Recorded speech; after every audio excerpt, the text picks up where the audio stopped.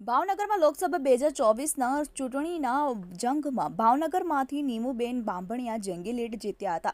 ગુજરાતમાં દિગ્ગજ ચહેરાઓની વચ્ચે ભાવનગર બેઠક પર પ્રથમવાર લોકસભા ચૂંટણી જીતેલા નીમુબેન બાંભણિયાને મંત્રીમંડળના સ્થાન આપી ભાજપે સરપ્રાઇઝ આપી છે. આજરોજ નીમુબેન બાંભણિયાએ ગ્રાહક સુરક્ષા અને અન્ન પુરવઠા મંત્રાલયનો રાજ્યકક્ષાનો મંત્રી તરીકેનો કાર્યભાર સંભાળ્યો હતો.